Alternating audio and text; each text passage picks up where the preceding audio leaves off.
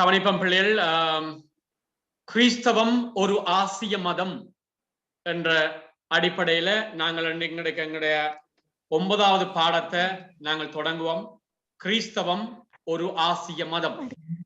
இப்ப எங்கள் எல்லாருக்கும் உரிய எண்ணப்பாடு நான் அன்றைக்கும் சொன்னான், கிறிஸ்தவம் மேலை தேவர்களுடைய மதம் என்றுதான் பலர் யோசிப்பது உண்மை.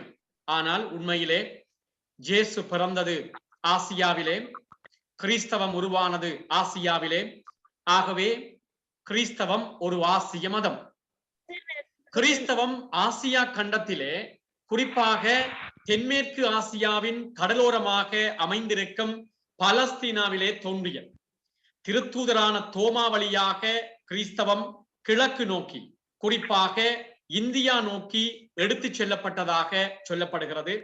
ஆசியாவிலே கிறிஸ்தவத்தை தம் நாட்டு மதமாக ஏற்றுக்கொண்ட முதல் நாடு ஆர்மேனியா என்று வரலாறு சொல்லுகிறது. கிறிஸ்துவுக்கு பின் 431 இடம்பெற்ற எபேசு பொதுச்சங்கத்தை அடுத்து தோன்றிய நெஸ்தோரிய பிரிவினை கிறிஸ்தவர்கள் கிறிஸ்தவத்தை இந்தியா, இலங்கை, மங்கோலியா போன்ற நாடுகளுக்கும் சீனாவிற்கும் எடுத்து சென்றனர் என்று வரலாற்று தரவுகள் எங்களுக்கு எடுத்து சொல்லுகின்றன. 1498 போர்த்துகேய மாலுமி வாஸ்கோ ட காமாவின் தலைமையிலே இந்தியா சென்ற பிரான்சிஸ்கன் சபையினைச் சேர்ந்த ஆன்மீக குரு மறைபோதகம் செய்தார். அதனைத் தொடர்ந்து டொமினிக்கன் சபை, ஜேசு சபை, அகுஸ்தீனார் சபை போன்ற துறவர சபைகள் மறைப்பணிகளை மேற்கொண்டன. ஆகவே கிறிஸ்தவம் ஆசிய மதம் என்பதற்குரிய சான்றுகளை வரலாற்றிலே நாம் பார்ப்போம். அப்படி இருக்கிற பொழுது இதை நாங்கள் இந்த 9வது பாடத்தை இலங்கை திருச்சபை வரலாறு என்று சொல்லுவோம். ஆனால் இலங்கை திருச்சபை வரலாறு என்று சொன்னாலும் உண்மையாக நாங்கள் ஆசிய திருச்சபை என்ற ஒரு கண்ணோட்டத்திலே பார்க்கிறோம். ஆசிய திருச்சபை ஏனென்றால் ஏனைய திருச்சபைகளை பற்றியும் பார்க்கிறோம். இந்திய திருச்சபை, சீன திருச்சபை, கொரிய திருச்சபை, ஜப்பான் திருச்சபை, பிலிப்பைன்ஸ் திருச்சபை, இவையெல்லாம் நாங்கள் பார்ப்போம். ஆனால் இலங்கை திருச்சபையை, இலங்கை திருச்சபை வரலாற்றை மிக ஆழமாக நாங்கள் பார்ப்போம். ஆகவே இதை நாங்கள் இலங்கை திருச்சபை வரலாறு என்று சொல்லுவது வழக்கமாக இருக்கிறது. ஆகவே அந்த விதத்திலே நாங்கள் பார்க்கின்ற பொழுது என்று இந்தியாவிலே கிறிஸ்தவம் பரவிய விதம், இதை நாங்கள் கொஞ்சம் ஆழமாக பார்க்கலாம். எக்ஸாம் பாயிண்ட் ஆஃப் வியூ முக்கியம். இந்தியாவில் கிறிஸ்தவம் பரவிய விதம் பற்றி நாங்கள் பார்ப்போம். கிறிஸ்துவுக்கு பின் 52 திருத்தூதரான தோமா வழியாக கொண்டு வரப்பட்டதென்று பாரம்பரியங்கள் அடிப்படையிலே எங்களுக்கு தரவுகள் சொல்லப்படுகின்றது. எங்களுக்கு தெரியும், இயேசுவினுடைய விண்ணேற்றத்துக்கு பிறகு ஆவியானவர் திருத்தூதர்கள் மேல் பொழியப்பட்ட பிறகு திருத்தூதர்கள் ஒன்று கூடி யார் யார் எந்த இடங்களுக்கு சென்று நற்செய்தியை பரப்புறது என்று தீர்மானிக்கவர்கள் சீட்டு போட்டார்கள் என்றும், அந்த சீட்டு தோமையாருக்கு இந்திய பகுதிகளுக்கு விழுந்ததாகவும், பார்த்திலமேயு, யூதா ததேயு போன்றவர்களும் கீழை தேசங்களுக்கு வந்து நற்செய்தியை பரப்பினதாகவும் வரலாறு சொல்லுகிறது. ஆகவே அதன் அடிப்படையில் தோமா தென்னிந்தியாவில் மலபார் கடற்கரையோரமாக உள்ள கிரங்கனூரை வந்தடைந்து அங்கு 7 கிறிஸ்தவ சமூகங்களை உருவாக்கி நற்செய்தியை அறிவித்து பல இந்தியர்களை மனம் திருப்பி விசுவசித்தவர்களுக்கு திருமுழுக்கு கொடுத்தார் என்று நாங்கள் பார்க்கிறோம். கிறிஸ்துவுக்கு பின் 345 கானான் நாட்டு தோமாவின் தலைமையிலே ஏறக்குறைய 300 தொடக்கம் 400 குடும்பங்கள் கிரங்கனூர் துறைமுகத்தில் வந்திறங்கி அங்கு ஒரு பட்டணத்தையும் ஆலயத்தையும் கட்டி குடியேறினர் என்று சொல்லப்படும். 9ஆம் நூற்றாண்டிலே 823 மாசபோன் சைப்ரிசா என்பவர்களால் பேர்ஷியாவிலே இருந்து கொண்டு வரப்பட்டதென்றும் சொல்லப்படுகிறது. இவ்வாறு பல தரவுகள் எங்களுக்கு தரப்பட்டாலும் 16ஆம் நூற்றாண்டில் போர்த்துகேய மறைபரப்பாளர் வழியாக கிறிஸ்தவம் இந்தியாவுக்கு கொண்டு வரப்பட்டதற்கு வரலாற்று ரீதியான உண்மைகள் நிறைவாகவே இருக்கிறது. உலகெங்கும் சென்று நற்செய்தி அறிவியுங்கள் என்ற இயேசுவின் பணிப்புரைக்கேற்ப அவரது திருத்தூதர்கள் பல்வேறு நாடுகளுக்கு சென்று மறையை பரப்பி மக்களை கிறிஸ்தவர்கள் ஆக்கினர். கிறிஸ்தவம் பல்வேறு காலகட்டங்களிலே வெவ்வேறு நாடுகளில் இருந்து வந்த மறைபரப்பாளர்களால் இந்தியாவுக்குள் கொண்டு வரப்பட்டு வெவ்வேறு சமூகங்களிலும் வாழப்பட்டு வந்திருக்கிறது. இந்தியாவிலே நாங்கள் பார்க்கலாம், பல மாநிலங்களிலும் கிறிஸ்தவம் பரவி இருக்கிறது. பல மில்லியன் கணக்கான மக்கள் கிறிஸ்தவர்களாக இருக்கிறார்கள். ஆகவே ஆரம்பத்திலே நாங்கள் பார்க்கிற பொழுது கீழைத்தேய திருச்சபையை அங்கே கூட பார்க்க முடிகிறது. அதனாலே நாங்கள் புனித தோமாவினால் இந்தியாவில் உருவாக்கிய தோமா கிறிஸ்தவர்களின் தன்மையை ஆராய்ந்தால் இன்னும் சில விஷயங்களை நீங்கள் இலகுவாக விளங்கிக் கொள்ள முடியும். யார் இந்த தோமா கிறிஸ்தவர்கள்? இந்தியாவிலே புனித தோமா வழியாக இந்தியாவுக்குள் கொண்டு வரப்பட்ட கிறிஸ்தவமானது சீரிய கிறிஸ்தவர்கள் அல்லது தோமையார் கிறிஸ்தவர்கள் என அழைக்கப்பட்டனர். அவர்கள் கிழக்கு சீரிய கிறிஸ்தவர்களுடன் வழிபாட்டு முறைகள், ஆன்மீகம், இறையியல், ஒழுங்கு, சட்டங்கள் போன்றவற்றிலே நெருங்கிய உறவு கொண்டிருந்தனர். அவர்களுடைய ஆயர்கள் கிழக்கு சீரிய பிதாவினாலே நியமிக்கப்பட்டனர். 16ஆம் நூற்றாண்டின் ஆரம்பத்திலே இந்தியா வந்த போர்த்துகேய கிறிஸ்தவ மறைபிறப்பாளர்கள் அவர்களுடைய கருத்துக்களிலும் வழிபாட்டு முறைகளிலும் வித்தியாசத்தை அவதானித்து அவர்களை நெஸ்தோரிய பிரிவினை கிறிஸ்தவர்கள் என சந்தேகித்தனர். உங்களுக்கு தெரியும், நெஸ்தோரிய பேதகம் ஏற்பட்டது. அந்த பேதகத்தின் விளைவாக அவற்றையெல்லாம் விட்டுவிட்டு மீண்டும் திருச்சபையோடு இணைந்து செயலாற்றுமாறு நெஸ்தோரியனுக்கு அறிவுறுத்தப்பட்டது. அவர் கேட்கவில்லை. ஆகவே அவர் திருச்சபையிலிருந்து விலக்கப்பட்டார். அவ்வாறு விலக்கப்படுவதற்கு எபேசு பொதுச்சங்கம் கூடி தீர்மானங்களை அறிவித்ததற்கு நீங்கள் படித்திருக்கிறீர்கள். ஆகவே இந்த நெஸ்தோரியன் தன்னை ஏற்றுக்கொண்டவர்களை கூட்டிக் கொண்டு பாரசீக நாட்டிலே பெருமளவான கிறிஸ்தவர்களை தன்னோடு சேர்த்தான். அங்கிருந்து அவர்கள் வேறு வேறு இடங்களுக்கு சென்றார்கள். அதனாலே அவர்கள் பாரசீக கிறிஸ்தவர்கள் என்று அழைக்கப்பட்டார்கள் என்ற ஒரு கருத்துக்களும் இருக்கிறது. எனவே இவர்களுடைய வழிபாட்டு முறைகளை பார்த்த போர்த்துகீயர்கள் சில வழிகளில் இவர்கள் சீரிய கிறிஸ்தவர்களாக இருக்கலாம் என்று அல்லது நொத்தேரிய பிரிவினை கிறிஸ்தவர்களாக இருக்கலாம் என்று அவர்கள் சந்தேகித்தார். எனவே போர்த்துகீயர் அணுகுமுறையினால் சீரிய கிறிஸ்தவர்கள் மத்தியிலே பிளவுகள் தோன்றின. அதன் வழியாக தோற்றம் பெற்ற 3 திருச்சபைகளுமே இன்று இந்திய கத்தோலிக்க திருச்சபையில் அங்கம் வகிக்கின்றன. அவையை உங்களுக்கு தெரியும், நீங்கள் ஏற்கனவே சில வேளையில் பாடசாலைகள் படித்திருப்பீங்கள். சீரோ மலபார் திருச்சபை, சீரோ மலங்கார திருச்சபை, லத்தீன் திருச்சபை என்று நாங்கள் பார்க்கக்கூடியதாக இருக்கிறது. ஆகவே இந்த மூன்றினர், லத்தீன் திருச்சபை, சீரோ மலபார், சீரோ மலங்கார் திருச்சபைகளுடைய வழிபாட்டு முறைகள் போன்றவற்றை நோக்கும் போது அவை ஒன்றை ஒன்று பாதிக்காமல் தாமாகவே சுதந்திரமாக இயங்கி கத்தோலிக்க திருச்சபையின் ஒற்றுமையை பேணி வளர்ப்பதை நாங்கள் பார்க்கலாம். ஆகவே பிள்ளைகளே, நீங்கள் இந்த இடத்திலே வடிவாக கவனிக்க வேண்டும். லத்தீன் திருச்சபை அல்லது சீரோ மலங்கார திருச்சபை, சீரோ மலபார் திருச்சபை என்று நாங்கள் பார்க்கிற பொழுது அத்தனையும் கத்தோலிக்க திருச்சபை. ஆகவே அதிலே எந்த விதமான குழப்பங்களும் உங்களுக்கு இருக்கக்கூடாது. அத்தனையும் கத்தோலிக்க திருச்சபை என்பதனை நீங்கள் கண்டுகொள்ள வேண்டும். ஆகவே இந்த இந்திய கத்தோலிக்க திருச்சபையில் அங்கம் வகிக்கின்ற திருச்சபைகள், அதை நாங்கள் தனித்தனியை பார்க்கின்ற பொழுது முதலாவது சீரோ மலபார் திருச்சபை. இதை பற்றி நீங்கள் படிச்சிருப்பீங்கள்.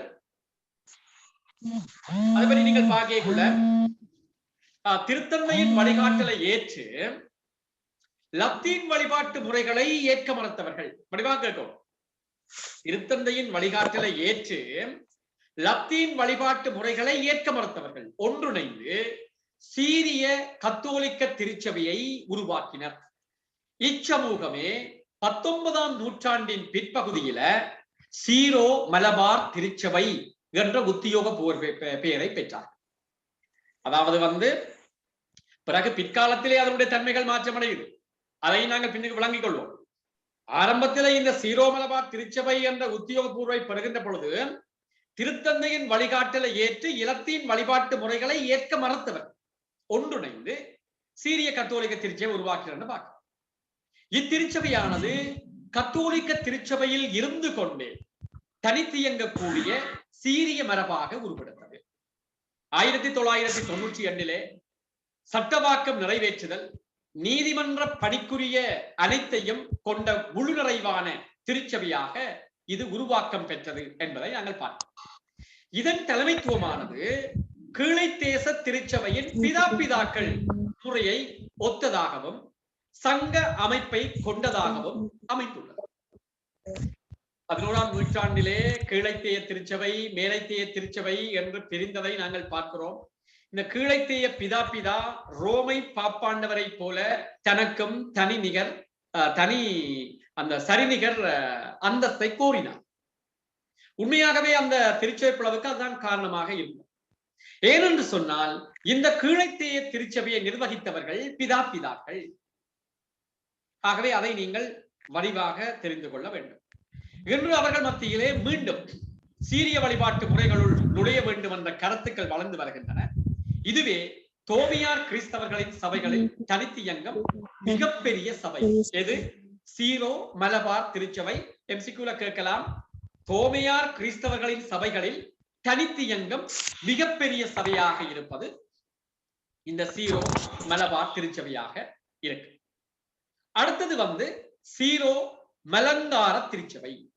இந்த சீரோ மலங்கார திருச்சபை என்று சொன்னால் திருத்தந்தையின் வழிகாட்டலையும் லத்தீன் வழிபாட்டு முறைகளையும் ஏற்றுக்கொள்ள மறுத்து சீரிய கிறிஸ்தவர்களின் தலைமையில் கீழ் தொடர்ந்து இயங்கியவர்கள் சீரோ மலங்கார திருச்சபை என அழைக்கப்படுகிறது. அதாவது திருத்தந்தையும் வழிகாட்டலையும் ஏற்றுக்கொள்ள, லத்தீன் வழிபாட்டு முறைகளையும் ஏற்றுக்கொள்ள, அதை மறுத்தவர்கள் தான் இந்த சீரோ மலங்கார திருச்சபையினர் என்று அழைக்கப்படுகின்றனர். இவர்களுக்கு ஆயர்கள் அந்தியோக்கிய பிதாவினால் நியமிக்கப்பட்டு அங்கிருந்தே அனுப்பப்பட்டனர் என்றும், பல ஆண்டுகளாக அவர்களுக்கு என்ற ஒரு ஆயர் இருக்கவில்லை. அது பல பிரச்சனைகளை கிளப்பியது. பொதுவாக ஒரு ஆயர் இல்லை என்று சொன்னால் அங்கே அவர்களை வழிநடத்துவதிலே பிரச்சனைகள் அதிகம் வரும். அருட்தந்தை ஜீவகர்ஸ் என்கின்ற வைதீக குரு கிறிஸ்துவை பின்பற்றுவோர் என்ற பெயருடன் ஒரு துறவர சபையை ஆரம்பித்தார். இவர் 1920 மாரிவானிஸ் என்ற பெயருடன் ஒரு ஆயராக திருநிலைப்படுத்தப்பட்டார். 1926 சுடப்பட்ட 1926 கூட்டப்பட்ட ஆயர் பேரவையின் தீர்மானத்திற்கேற்ப ஆயர் மார்க்கிவானிஸை ஜக்கோபித்த சீரிய சபையினர் ரோமன் கத்தோலிக்க திருச்சபையில் இணைப்பதற்கு பொறுப்பளிக்கப்பட்டார். அதன் பயனாக 1930 அதிகளவிலான குருக்கள் இறைமக்களோடு கத்தோலிக்க திருச்சபையில் இணைந்து கொண்டனர். இச்சமூகத்தினரே சீரோ மலங்கார திருச்சபையினர் என அழைக்கப்படுகின்றனர். இவர்கள் மேற்கு சீரிய மரபோடு தொடர்புடையவர்கள். வடிவாக நீங்கள் விளங்கிக் கொள்ள வேண்டும். அதாவது எப்படி அவர்கள் திருத்தந்தையின் வழிகாட்டலையும் லத்தீன் வழிபாட்டு முறைகளையும் ஏற்க மறுத்தார்கள். பிறகு அதன் பயனாக 1930 அதிகளவிலான குருக்கள் இறைமக்களோடு கத்தோலிக்க திருச்சபையில் இணைந்து கொண்டனர். இந்த விடயத்தை நீங்க வடிவாக உங்களை கைட்டிலோ அல்லது என்னுடைய புத்தகத்திலோ தெளிவாக நீங்கள் வாசித்துக் கொள்ள வேண்டும். இந்த நோட்ஸ்லையும் நீங்கள் பார்க்கலாம். மூன்றாவது பிள்ளைகளே லத்தீன் திருச்சபை. திருத்தந்தையின் வழிகாட்டலையும் லத்தீன் வழிபாட்டு முறைகளையும் ஏற்றுக்கொண்டவர்கள் லத்தீன் திருச்சபையினர் என அழைக்கப்படுகின்றனர்.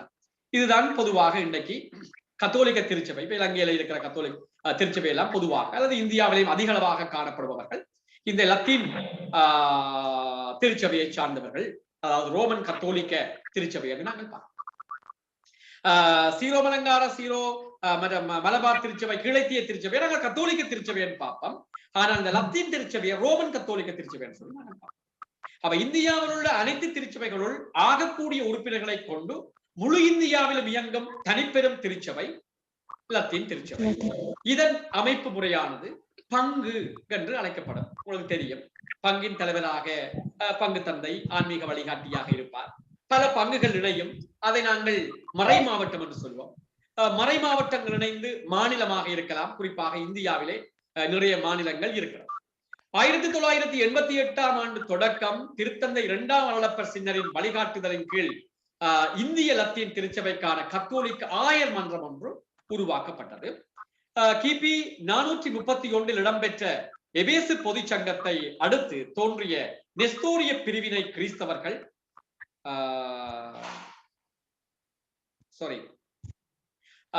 அதாவது இத்திருச்சபையின் வழிபாட்டு முறையானது மேலைத்தேய மரபு முறைகளை சார்ந்ததாகும். இவர்கள் வழிபாட்டுக்கும் பக்தி முயற்சிகளுக்கும் கொண்டாட்டங்களுக்கும் முக்கியத்துவம் கொடுத்தது. எங்களுக்கு தெரியும், இன்றைக்கு எங்களோட வழிபாட்டு முறையை நாங்கள் பார்த்தோம் என்று சொன்னால் பக்தி முயற்சிகள், திருப்பலியை தொடர்ந்து திருப்பலியோடு சேர்ந்து ஏனைய பக்தி முயற்சிகள், நற்கருணை ஆராதனை, சிவமாலை, இன்னும் ஏனைய வழிபாட்டு முறைகளை நாங்கள் கொண்டிருக்கிறோம். பக்தி முயற்சிகள் இவர்களின் திருவழிபாட்டில் திருப்பலி முக்கியத்துவம் பெறுவதுடன் புனிதர் வணக்கம், திருப்பயணங்கள் என்பனவும் முக்கியத்துவம் பெறுகின்றன. இரண்டாம் வத்திக்கான் சங்கத்தை தொடர்ந்து இந்திய லத்தீன் திருச்சபையானது அதன் வழிபாட்டிலும் ஏனைய விடயங்களிலும் இந்திய பண்பாட்டு மயமாக்குவதிலே கவனம் செலுத்துகிறது. இந்த பண்பாட்டு திருப்பலிகளை எல்லாத்தையும் நாங்கள் அதிகமாக இங்க பார்க்கக்கூடியதாக இருக்கு. ஆகவே இதுதான் இந்த 3 தனிப்பட்ட திருச்சபைகள்: சீரோ மலபார் திருச்சபை, சீரோ மலங்கார திருச்சபை, அடுத்தது லத்தீன் திருச்சபை என்று சொல்லி நாங்கள் பார்க்கலாம். அடுத்தது ஒரு முக்கியமான குறிப்பு, கூனன் சிலுவை ஆணை.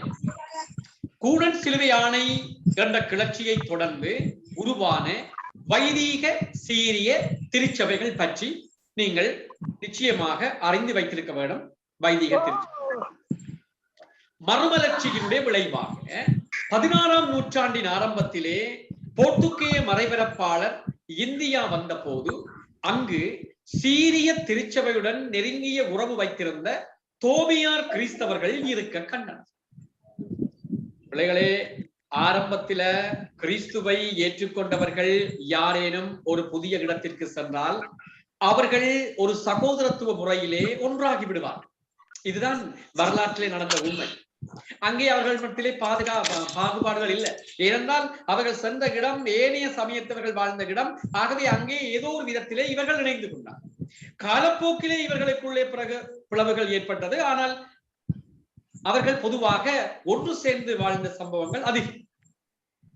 பத்ருவாடோ அதிகாரத்தை பயன்படுத்தி போர்த்துகேயர் தோபியார் கிறிஸ்தவர்கள் திருத்தந்தையின் தலைமையின் வழிநடத்தல்கள் வரும்படி அழைத்தனர். உங்களுக்கு தெரியும், பத்ருவாடோ என்றால் என்ன? குறிப்பிட்ட காலத்தில, அதாவது 16ஆம் நூற்றாண்டு காலப்பகுதியில மறுமலர்ச்சியின் விளைவாக மேலைத்தேய நாடுகளில் இருந்து கீழைத்தேயங்களை நோக்கி பல நாடுகள் படையெடுத்து வந்தார்கள். அப்படி வருவதற்கு கிறிஸ்தவ நாடுகள் திருத்தந்தையிடம் அனுமதியை பெற வேண்டும். அதுதான் திருச்சபையினுடைய ஒழுங்குமுறையாக இருந்தது. ஆகவே போர்த்துக்கல், ஸ்பானிய நாட்டு மன்னர்கள் கீழை தேசங்களுக்கு வியாபார நோக்கிலே செல்லுவதற்கு பாப்பாண்டவருடைய திருத்தந்தையுடைய அனுமதியை பெறப்போனார்கள். அப்பொழுது அவர்களுக்கு கொடுக்கப்பட்ட கட்டளை, நீங்கள் கீழைத்தேயங்களுக்கு வியாபார நோக்கிலே செல்லலாம், ஆனால் நீங்கள் செல்லுமிடம் எல்லாம் திருச்சபையை உருவாக்க வேண்டும். ஆகவே அதற்கு அந்த போர்த்துகேய ஸ்பானிய மன்னர்கள் ஒப்புதல் தெரிவித்தார்கள். ஆகவே இவர்களுக்கும் திருத்தந்தைக்கும் இடையே ஏற்பட்ட ஒப்பந்தத்தை தான் நாங்கள் பத்ருவாடோ ஒப்பந்தம் என்று சொல்றோம்.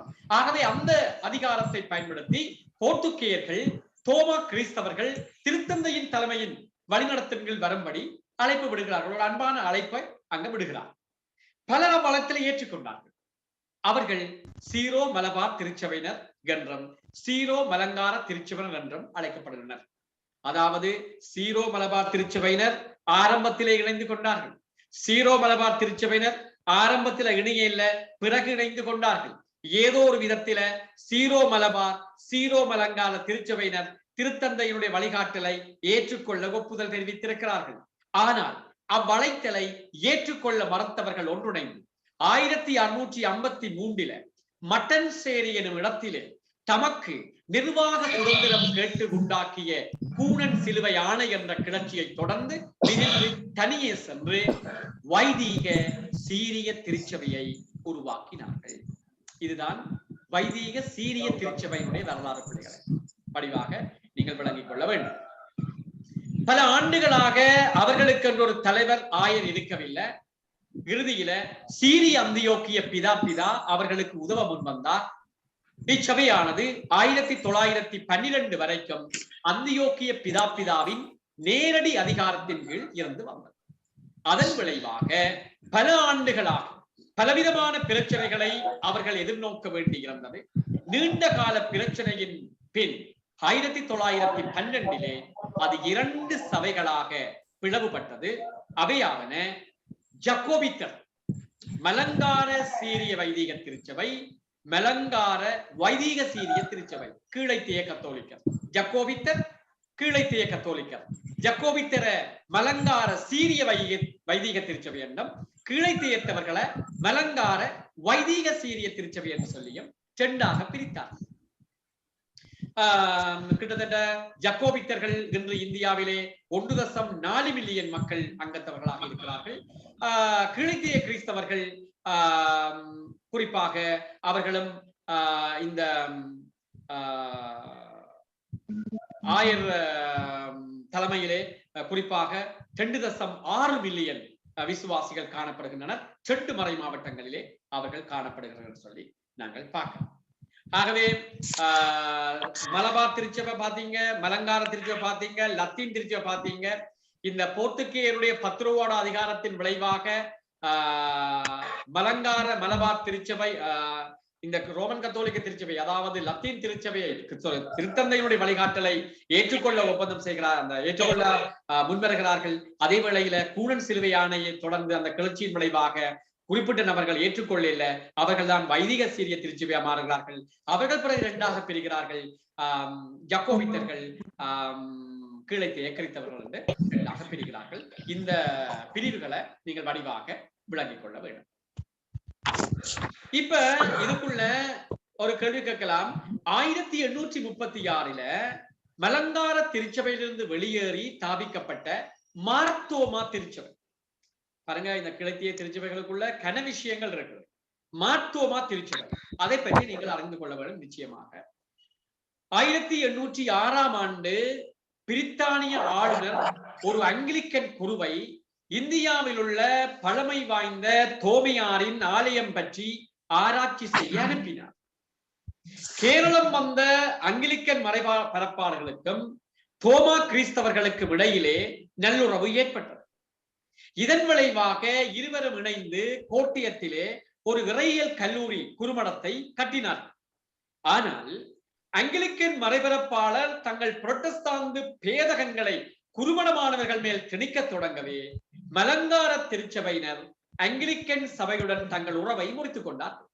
இது இவர்களின் சபைக்குள்ளே பிளவுகளை கொண்டு வர ஒரு சிறிய பிரிவினர் தங்கள் சபையை விட்டு விலகி அங்கிலிக்கன் சபையுடன் முற்றுமுழுதாக இணைந்து கொண்டனர். இன்னொரு பெரிய பிரிவினர் தங்களுக்கு ஒரு சீரமைப்பும் வேண்டாம் என்று கூறி பழைய மலங்கார வைதிக திருச்சபையில் தொடர்ந்து இருந்தனர். மற்றொரு பிரிவினர் தங்கள் சபையின் வழிபாட்டிலும் வாழ்க்கையிலும் பெரிய சீரமைப்புகளை புகுத்த தொடங்கினர். 50 ஆண்டுகளாக சபையினுள் இருந்து முரண்பாடுகளை தோற்றுவித்த அவர்கள் 1836 மலங்கார திருச்சபையில் இருந்து வெளியேறி மார்த்தோமா திருச்சபை என்ற பிரிதொரு சபையை ஸ்தாபித்தனர். என்று இச்சபையில் கிட்டத்தட்ட 1 மில்லியன் மக்கள் அங்கத்தவர்களாக உள்ளனர். பாருங்க பிள்ளைகளே, இந்த அங்கிலிக்கன் சபை குருவினுடைய தாக்கத்தினால ஒரு குறிப்பிட்ட சபையினர் முற்றுமுழுதாக அங்கிலிக்கன் சபையாக மாறுகிறார்கள். பெரும் பிரிவினர் எங்களுக்கு எந்த விதமான சீரமைப்பும் வேண்டாம் என்று சொல்லி அதிலேயே தங்களுடைய பழைய அந்த சபையிலே இருந்து விடுகிறார். அதாவது மலங்கார வைதிக திருச்சபையிலே அவர்கள் தொடர்ந்து இருக்கிறார்கள். இன்னொரு பிரிவினர் தங்களுடைய வழிபாட்டு முறைகளிலும் வாழ்க்கையிலும் சீரமைப்புகளை புகுத்த தொடங்கி அங்கே ஒரு சபையை உருவாக்குகிறார்கள். அதுதான் மார்த்தோமா சபை என்று சொல்லப்படுகிறது. ஆக இந்த இந்தியாவிலே காணப்படுகின்ற கீழைத்திய திருச்சபைகள் என்று பார்க்கக்குள்ள மலபார் திருச்சபை, மலங்கார திருச்சபை, வைதிக திருச்சபை, பிறகு அது 2ஆக பிரிதி ஜக்கோபித்தர்கள் கீழைத்தியர்கள், பிறகு மலங்கார வைதிக திருச்சபை. அதுல இருந்து ஒரு திருச்சபை ஒன்று புறப்படுக்குது, அதுதான் மார்த்தோமா திருச்சபை. இதை நீங்கள் என்ற புத்தகத்தை வாசிச்சீங்கன்னா நான் ஒரு குறிப்பாக அதுல போட்டிருக்கிறேன். அவ்வளவு உங்களுக்கு போதுமானதாக இருக்கு. அதே வேளையில பிள்ளைகள் இந்தியாவில காணப்படும் சீர்திருத்த சபைகள். இந்த சீர்திருத்த சபை என்று சொன்னால் உங்களுக்கு தெரியும், லூத்தருக்கு பிறகு லூத்தரன் திருச்சபை தான் இந்தியாவுக்கு முதல் வந்த புரட்டஸ்தாந்து சீர்திருத்த சபை. அதனைத் தொடர்ந்து 18ஆம் 19ஆம் நூற்றாண்டில ஏனைய பல புரட்டஸ்தாந்து திருச்சபைகள் இந்தியாவுக்கு வருகை தந்தன. அவை முறையே ஆங்கிலிக்கன் திருச்சபை, மெதடிஸ்ட் திருச்சபை, பாப்டிஸ்ட் திருச்சபை, பிரிஸ்பிட்டேரியன் திருச்சபை, வட இந்திய திருச்சபை, தென்னிந்திய திருச்சபை, ரட்சணிய சேன, அடுத்தது ஏனைய பெந்த கோஸ்தே திருச்சபைகள். அந்த பெந்தை கோஸ்தே திருச்சபைகளை நாங்கள் பல திருச்சபைகளாக பார்க்கிறோம். ஆகவே அது எண்ணில் அடங்காது. ஆகவே இவைதான் சீர்திருத்த திருச்சபை என்று நாங்கள் பார்க்கிறோம். அடுத்தது இந்திய திருச்சபையை நாங்கள் பார்த்து கொண்டு அல்லது நீங்கள் இதுக்குள்ள ஏதாவது கேட்கிறனாலும் கேட்கலாம். ஆனால் நாங்கள் இந்த ஒரு குறிப்பிட்ட பகுதியை பார்த்து கொண்டு கலந்துரையாடலுக்கு வந்தான் எல்லாம். அடுத்தது நாங்கள் சீன கிறிஸ்தவ திருச்சபைக்கு சீன கிறிஸ்தவ சபையை பற்றி பார்ப்போம். அதுல முக்கியமாக மத்தேயு ரிச்சி,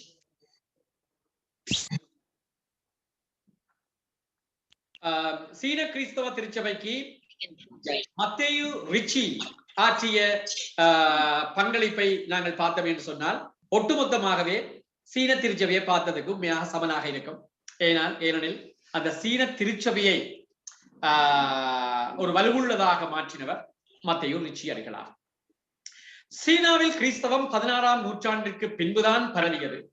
சீனாவில் மறைபோதக பணியில் முக்கிய இடத்தை வகித்தவர் இத்தாலியைச் சேர்ந்த இயேசு சபை குருவான மத்தேயு ரிச்சி என்று வரலாறு சொல்லுகிறோம். திருச்சபை வரலாற்றிலே நாங்கள் பார்க்கிறோம். மத்தேயு ரிச்சி இத்தாலி நாட்டைச் சேர்ந்தவர். சீனாவுக்கு மறைபரப்பாளராக சென்று நாட்டின் பண்பாட்டு மரபுகளுக்கு ஏற்ப திருச்சபையை நிறுவினார். பிள்ளைகளே, இங்க நீங்க ஒரு விஷயத்தை கண்டுகொள்ள வேண்டும். என்னென்று சொன்னால், சீன மக்களை பொறுத்தவரையில தங்களுடைய பண்பாட்டுக்கும் தங்களுடைய ஒழுங்குமுறைகளுக்கும் தங்களுடைய மொழிக்கும் ஏற்ப யார் செயற்படுவார்களோ அவர்களை மட்டும் ஏற்றுக்கொள்வார். இல்லை என்று சொன்னால் அவர்களுக்கு மதம் முக்கியம் அல்ல. அவர்களுக்கு தங்களுடைய சீன பண்பாடு தான் முக்கியம். குறிப்பாக கன்ஃபியூசியஸை அவர்கள் கடவுளாக பார்த்தார். அதுதான் சீன மக்களுடைய வாழ்வு முறையாக இருந்தது. இப்ப அந்த இடத்திற்கு மத்தேயு ரிச்சி அடிகளார் போறார். மத்தேயு ரிச்சி அடிகளார் போய் என்ன செய்யறார்? அங்க ஒரு மிகவும் பிரபலமான ஒரு கூற்றை அவர் முன்வைக்கிறார். மறைபரப்பாளர் ஒருவர் தொடர்ந்து கதவு திறக்கும் வரை தட்டிக்கொண்டே இருக்க வேண்டும் எனும் கூற்றை முன்வைத்தார். இது முக்கியமான கூற்று. அடிக்கடி எம்சிக்யூவை வாரதை குறிச்சு படித்துக் கொள்ளுங்க. ஒரு மறைபரப்பாளர் ஒருவர் தொடர்ந்து கதவு திறக்கும் வரை தட்டிக்கொண்டே இருக்க வேண்டும். அதாவது அவர் என்ன சொல்ல வாரார் என்றால், சீன மக்கள் தன்னை ஏற்றுக்கொள்ளும் வரை தான் பொறுமையாக அங்கே இருக்க வேண்டும் என்பது அவருடைய மறைமுக கூற்று. சீன மக்கள் கிறிஸ்தவரின் உண்மைகளை பற்றி அறிந்து அதை ஏற்று அழைப்பு விடுக்கும் வரை காத்திருக்க வேண்டும் என்பது அவரது கொள்கையாகும். ரிச்சி அடிகள் சீன மொழியை நன்கு கற்று கன்ஃபியூசிய மத ஆசிரியர் போன்று நடத்தையால் ஏற்றுக்கொள்ளக்கூடிய ஒருவரானார். கன்ஃபியூசிய மத ஆடை அணிந்து சீன மக்களின் வாழ்க்கை முறையை நெருக்கமாக கவனித்தார். அதாவது சீன மக்கள் எவ்வாறு கன்ஃபியூசியஸை ஏற்றுக்கொண்டார்களோ அதே போல் தன்னையும் ஏற்றுக்கொள்ளத்தக்க வகையில் தன்னுடைய வாழ்க்கை முறையை சீனர்களுக்கு பிடித்தமான முறையிலே மத்தேயு ரிச்சி அடிகளார் மாற்றிக்கொண்டார். அதுதான் அவருடைய மறைபரப்பு பணியினுடைய வெற்றிக்கு சான்றாக இருக்கிறது. சீன மொழியில உண்மை இறை கோட்பாடு என்ற நூலை எழுதினார். அது சிறந்த சீன இலக்கியமாக என்று கருதப்படுகிறது. பிள்ளைகளே, அங்கு பழமையை ஆராய்ந்து அதன் உண்மையை விளக்கி கூறி சீன மக்கள் கன்ஃபியூசியஸை இறைவனாக அல்ல, மாறாக ஒரு சிறப்பான அறிஞராக ஏற்றுக்கொள்ள செய்தார். அதே இவ்வளவு காலமும் சீனர்கள் கன்ஃபியூசியஸை கடவுளாக இறைவனாக பார்த்தார்கள். இப்பொழுது அவர்களுடைய வாழ்வியலுக்குள்ளே கொஞ்சம் கொஞ்சமாக புகுந்தவர் இந்த கன்ஃபியூசியஸினுடைய தத்துவங்களை எல்லாம் நன்றாக கற்றுக்கொண்டு அதையெல்லாம் மக்களுக்கு விளக்கி அவரை நீங்கள் ஏற்றுக்கொள்ள வேண்டுமானால் இறைவன் அல்ல, ஒரு அறிஞராக அவரை ஏற்றுக்கொள்ள வேண்டும் என்று சொல்லி அவர்கள் கற்றுக் கொடுக்கிறார். சீன மக்கள் விஞ்ஞானம், இலக்கியம், கடிகார செயற்பாடுகள், நுட்பங்கள் என்பவற்றை அதிகம் விரும்பியதை அறிந்து கொண்டு அவர் ஒரு விஞ்ஞானியாக இருந்ததனால விஞ்ஞான கருவிகளையும் உலகப்படத்தையும் காண்பித்து அவர்களின் ஆதரவை பெற்றார். சீன மொழியில் லத்தீன் மறைக்கல்வி நூல்களையும் செப நூல்களையும் மொழிபெயர்த்தார். இவ்வாறு மறைபரப்பு பணிக்கு பலமான அடித்தளமிட்ட போதும் வாழ்நாட்களின் இறுதியில் ஏனைய மறைபரப்பாளர்களின் சிறப்பான பணிக்கு அவர் வழிவகுத்தார் என்று அவருடைய வரலாற்றிலே படிக்கிறோம். உலக படைப்பு பற்றிய சீனரின் புராதன கதைகளை பயன்படுத்தி விவிலியத்தில் உள்ள படைப்பு கதைகளுக்கு விளக்கம் அளித்துள்ளார். கிபி 1610 6000க்கு மேற்பட்ட சீனர்கள் கத்தோலிக்க மதத்தை தழுவி இருந்ததாக கூறப்படுகின்றது. ஆனால் பிறகு மத்தேயு ருச்சிக்கு பிறகு என்ன நடக்குதுன்றதை நாங்கள் பார்க்கணும். ஆகவே உண்மையாகவே சீனாவிலே கிறிஸ்தவத்திற்கு அடித்தளமிட்டு சீனர்கள் கிறிஸ்தவத்தை ஏற்றுக்கொள்ளக்கூடிய வகையிலே செய்தவர் மத்தேயு ருச்சி அடிகளார். நிச்சயமாக எக்ஸாம் பாயிண்ட் ஆஃப் வியூலே நீங்கள் அவரை பற்றி படித்து வைத்திருக்க வேண்டும். ஆனால் மத்தேயு ருச்சி அடிகளாருக்கு பிறகு சீனாவில கிறிஸ்தவ சமயம் வீழ்ச்சி அடைந்தது என்று சொல்லப்படுகிறது. என்ன காரணம் என்று பார்க்க, மத்தேயு ருச்சி சீனாவின் கலாச்சார பண்பாட்டுடன் கிறிஸ்தவ சமயத்தை பரப்பினார். கிபி 1615 திருத்தந்தை 5ஆம் பவுல் அதை அங்கீகரித்தார். எனினும் கிபி 1684 மெக்ரோ என்ற அடிகளாரால் இது விரோதமானது என்று குறிப்பிட்டார். கிபி 1140 திருத்தந்தை 11ஆம் கிளெமெண்டால் சீன முறை வழிபாடுகள் தடை செய்யப்பட்டன. கிபி 1724 சீனாவில் அரச பொறுப்பை ஏற்ற ஜேசு சபை குருக்களை தவிர ஏனைய மறை போதகர்கள் நாட்டில் இருந்து வெளியேற்றப்பட்டனர். சீனாவில் கிறிஸ்தவ சமயம் வீழ்ச்சி பெறுவதற்கு படித்தவர்களிடையே கத்தோலிக்க மறை பிரசித்தி பெறவில்லை என்று குறிப்புகள் சொல்லப்படுகிறது. அதாவது எப்பொழுது கத்தோலிக்க திருச்சபை சீன முறைகளை மாற்றி லத்தீன் முறைகளைத்தான் அங்கே வைத்திருக்க வேண்டும் என்று அறிமுகப்படுத்தியதோ அப்பொழுதே அங்கே கிறிஸ்தவம் வீழ்ச்சியடைய தொடங்கியது. அதுக்கு பிறகு பிள்ளைகள் கிறிஸ்தவம் நிலைத்து நிற்காமல் இருந்தது காரணம் அங்கே படித்தவர்களுடைய கிறிஸ்தவம் பிரசித்தி பெற இல்லை. அதனால பாமர மக்களுடைய வாழ்வு முடிந்து போகிற பொழுது அவர்களை தொடர்ந்து கிறிஸ்தவத்தை வாழக்கூடிய மனிதர்கள் முன்வரவில்லை என்று கூட நாங்கள் அங்கே பார்க்கலாம். அதற்கு பிறகு 2ஆம் வத்திக்கான் சங்கத்துக்கு பிறகுதான் பிறகு ஏனைய அந்த வழிபாட்டு முறைகளிலே சீன மொழியால் சொந்த மொழியிலே வழிபாடு செய்யலாம் என்கின்ற தன்மைகள் வந்தது. அதுவரை சீனாவில் கிறிஸ்தவம் வெகுவாக வீழ்ச்சி அடைந்ததை நாங்கள் பார்க்கிறோம். ஆகவே இந்த சீன திருச்சியை பற்றி நீங்கள் எக்ஸாம் பாயிண்ட் ஆஃப் வியூல 2 விஷயத்தை தான் நீங்கள் பார்க்க வேண்டும். ஒன்று மத்தேயு ருச்சி அடிகளாரை பற்றி, 2வது சீன திருச்சபை பிறகு அவருக்கு பிறகு வீழ்ச்சி அடைந்தது அந்த பகுதியை பற்றி பார்த்தால் போதும். அதிலே மிக மிக முக்கியமாக சீனா திருச்சபை என்றால் அது மத்தேயு ருச்சி அடிகளார், அவரை பற்றி நீங்கள் பார்த்தால் போதுமானதாக இருக்கும். அடுத்தது மிக முக்கியமான திருச்சபை பிலிப்பைன்ஸ் திருச்சபை. ஆசியாவில் முதன்மையான திருச்சபையாக விளங்குகிறது. அதிக கத்தோலிக்கர்களை கொண்ட திருச்சபையாக இருக்கிறது.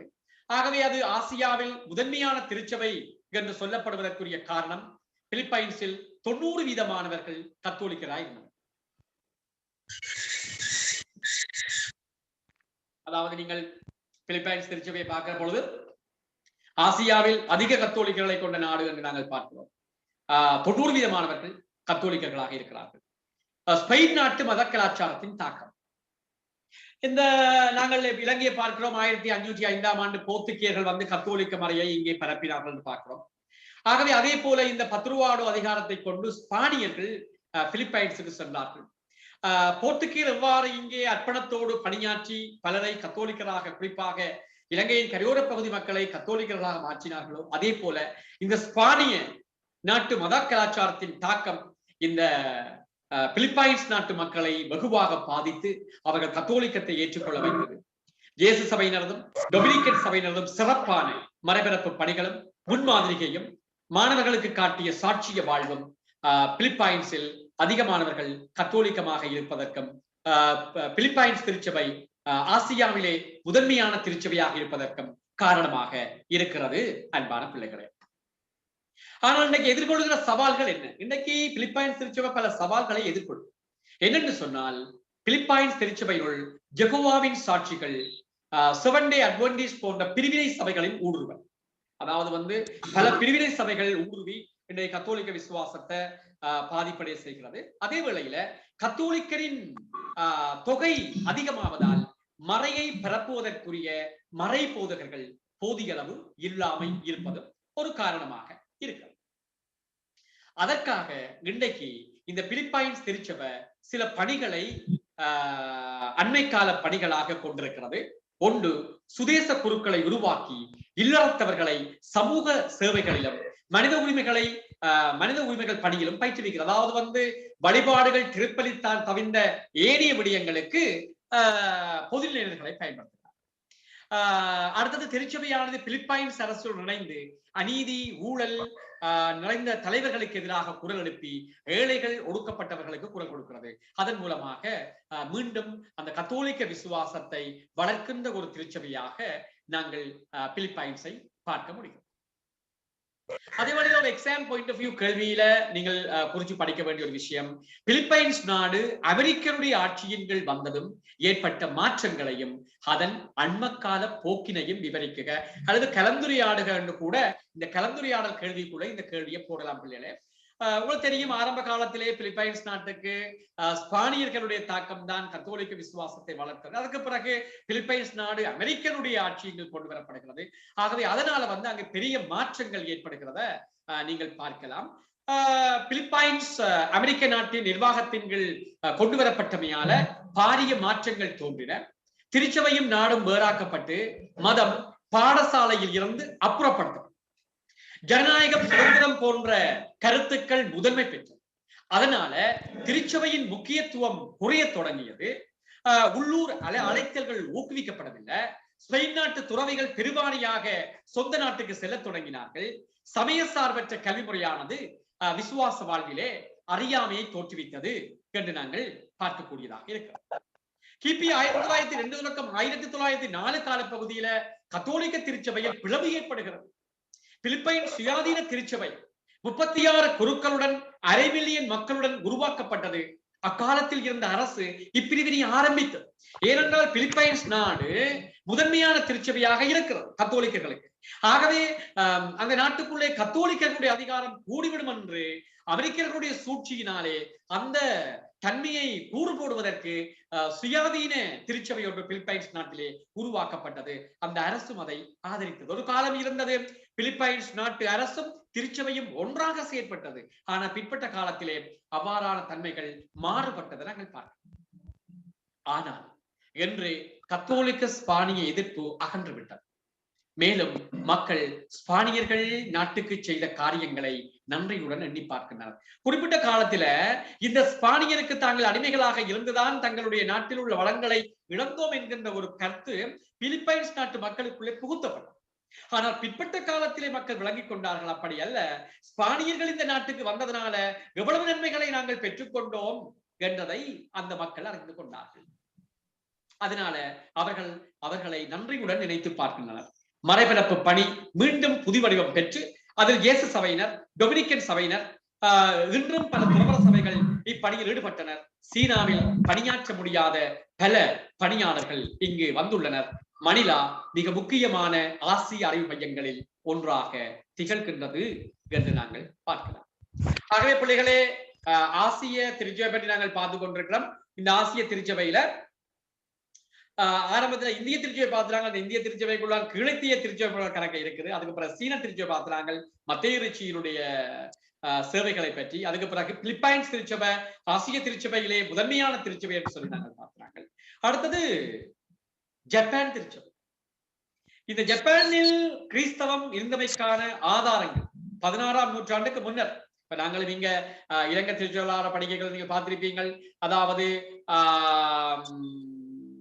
அனுராதபுர காலத்தில அல்லது போர்த்துகே வருவதற்கு முன்னர் இலங்கையில கிறிஸ்தவம் இருந்ததா என்று கேட்கின்ற பொழுது அது இருந்தது என்பதற்குரிய பல சான்றுகள் சொல்லப்படுகிறது. அதே போல 16ஆம் நூற்றாண்டுக்கு முன்னர் ஜப்பானில் கிறிஸ்தவம் இருந்ததா என்று கேட்டால் அதற்கும் பல ஆதாரங்கள் சொல்லப்படுகின்றன. இன்ட்ரெஸ்டிங்கான விஷயங்களும் இருக்குது.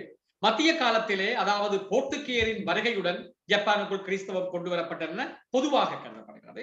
எனினும் அண்மை கால சில வரலாற்று ஆசிரியர்களால் கிறிஸ்தவமானது அதற்கு பல நூற்றாண்டுகளுக்கு முன்னதாகவே ஜப்பானில் காணப்பட்டதாக கூறுகின்றனர்.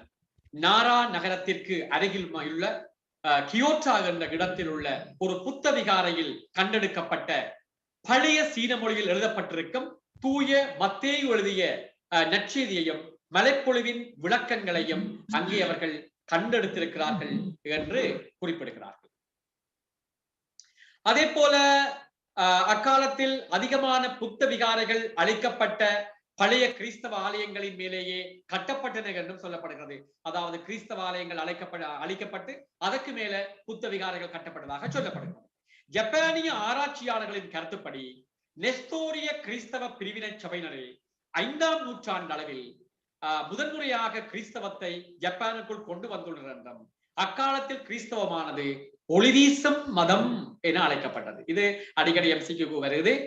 கிறிஸ்தவமானது ஜப்பானிலே ஒளிவீசும் மதம் என்று அழைக்கப்பட்டது. இந்த குறிப்பை நீங்க வடிவாக கவனிச்சு படிச்சுக் கொள்ளுங்க. ஒளிவீசும் மதம் என்று சொல்லி ஜப்பானிலே திருச்சபை அழைக்கப்படுகிறது. ஆகவே இதை மையமா வச்சுக்கொண்டு ஒரு முக்கியமான ஒரு விஷயம் உண்டு. 16ஆம் நூற்றாண்டில் ஜப்பானில் கிறிஸ்தவம் வளர்ச்சியுற்ற போது கிறிஸ்தவர்கள் எதிர்கொண்ட சவால்களும் துன்பங்கள், இதை நீங்கள் வடிவாக கவனிக்கணும். எவ்வளவு தூரம் ஆதி கிறிஸ்தவர்கள் அல்லது ஆரம்ப கால கிறிஸ்தவர்கள் துன்புற்றார்கள் என்பதனை நீங்கள் விளங்கிக் கொள்ள வேண்டும். மன்னர் ஒடோ நபுநகாவின் ஆட்சியின் கீழ் அரச ஆதரவை பெற்ற ஜேசு சபையினர் ஆட்சி மாற்றத்தின் பின்னர் மன்னர் ரொயோரோவி கிடியோசிஸ் சந்தேகத்திற்கு ஆளாகிறார்கள். ஆரம்பத்தில் அரசு அதிகாரம் பெற்ற இயேசுவை குருக்கள் அங்க பணியாற்றி கொண்டிருக்கிறார்கள். ஆனால் பின்னர் வந்த மன்னருக்கு ஒரு சந்தேகம் ஏற்படும். 1587 மன்னர் தைக்கோசாமா ஆட்சியின் கீழ் கிறிஸ்தவர்களுக்கு எதிராக வேத கலாபனை ஆரம்பமாகி 5 ஆண்டுகளுக்கு மேல் நீடித்தது. 6ஆம் பாடத்திலே நீங்கள் பார்க்கிறீங்க, ரோமை கலாபனையிலே 10 சக்கரவர்த்திகள் 10 விதமாக கிறிஸ்தவத்துக்கு எதிராக துன்புறுத்தல்கள் மேற்கொண்டார்கள். அதே போல் ஜப்பானிலும் அது நடக்கும். 1597 26 ஜப்பானிய கத்தோலிக்க மறைபோதகர்களும் விசுவாசிகளும் கடுமையாக தண்டிக்கப்பட்டு நாகசாக்கியில் உள்ள ஒரு மலையில் சிலுவையில் அறையப்பட்டு மறைசாட்சிகளாக தங்கள் உயிரை தியாகம் செய்தனர். பிற்பட்ட காலத்திலே நாகசாக்கி ஹிரோஷிமா நகர்ல என்ன நடந்தான்னு உங்களுக்கு தெரியும். ஆகவே பாருங்க, 26 ஜப்பானிய கத்தோலிக்க மறைபோதகர்களும் விசுவாசிகளும் கடுமையாக தண்டிக்கப்பட்டு நாகசாக்கியில் ஒரு மலையில் சிலுவையில் அறையப்பட்டு மறைசாட்சிகளாக தங்கள் உயிரை தியாகம் செய்தனர். 1612 கிறிஸ்தவ மதம் தடை செய்யப்பட்டது. ஜேசு சபையினர் மறைபோதக குருக்கள் நாட்டிலிருந்து விரட்டப்பட்டனர். கிறிஸ்தவர்கள் மிக கொடூரமாக கொல்லப்பட்டனர். இந்நிகழ்வுக்கு உட்பட்டவர்கள் சவேரியார் மறைசாட்சிகள் என அழைக்கப்படுகின்றனர். குறிச்சு வச்சுக்கொள்ளுங்க, எம்சிக்கு முக்கியம். ஜப்பானில் யார் இந்த சவேரியார் மறைசாட்சிகள்?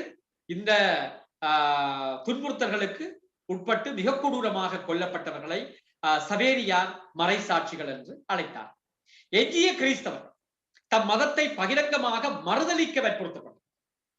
இதனால் அவர்கள் ஒளிந்து மறைந்து வாழ வேண்டிய நிலை ஏற்பட்டது. பிள்ளைகளே, பெரும் துன்பகரமான ஒரு நிகழ்வு இடம்பெறுகிறது. அது என்னன்னு சொன்னால், ஜப்பானுக்குள் வரும் வணிகரோ அயல் நாட்டினரோ தன் காலின் கீழ் ஒரு திருச்சிலுவையை போட்டு விதிக்க கட்டாயப்படுத்தினர்.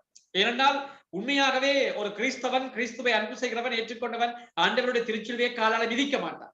ஆகவே அவங்க என்ன செய்தாங்கன்னா, ஓகே, நீ கிறிஸ்தவன் இல்லைன்னா நிரூபித்து காட்ட வேணும். எப்படி என்றால் திருச்சிலுவையை காலுக்குள்ளே போய் விதித்து போட்டு நீ எங்களுடைய நாட்டுக்கு வா. இப்படியான துன்பகரமான நிகழ்வுகளை ஜப்பானில் அவர்கள் தொடங்கினார்கள். எனினும் கிறிஸ்தவ மதத்தை அவர்களால் முற்றாக அழிக்க முடியவில்லை என்று சொல்லப்படுகிறது. அதே வேளையில ஜப்பானில் கிறிஸ்தவ மறைபரப்பாளர்களால் மேற்கொள்ளப்பட்ட செயற்பாடுகள் என்ன என்று கூட நாங்கள் பார்க்கலாம். புரொட்டஸ்டாந்து சபையினர், அதாவது 1861 ஜப்பானுக்கு வந்த பிரெஸ்பிட்டேரியன் மறைபோதகரான டிவி பெத்துவான் மக்கார்த்தி என்பவரே முதலாக ஜப்பானுக்கு வந்த புரொட்டஸ்டாந்து மறைபரப்பாளர் ஆவார்.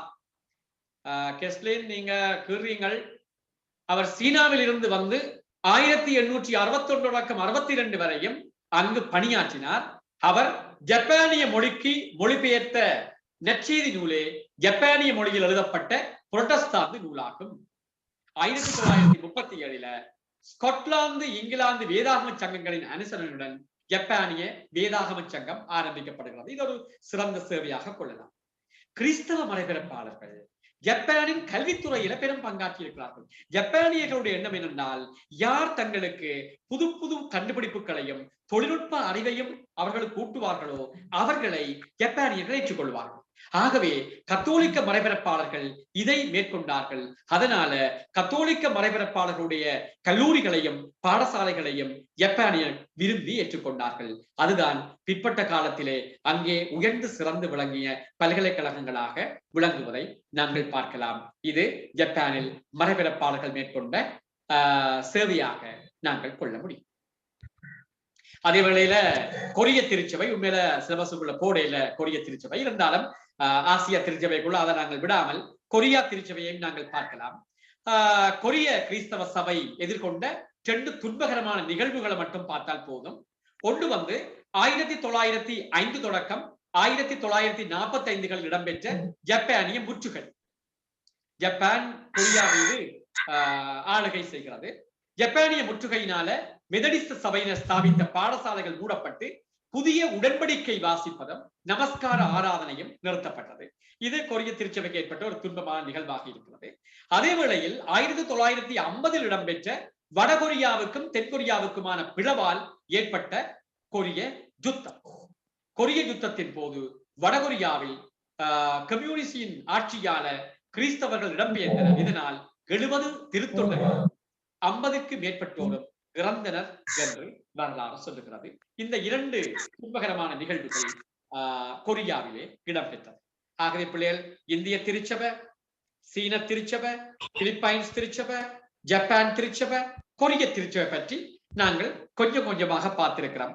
இலங்கை திருச்சபை வரலாறு தான் மிக நீண்ட வரலாறும் நிறைய விடயங்களும் உள்ளடக்கி இருக்கிறது.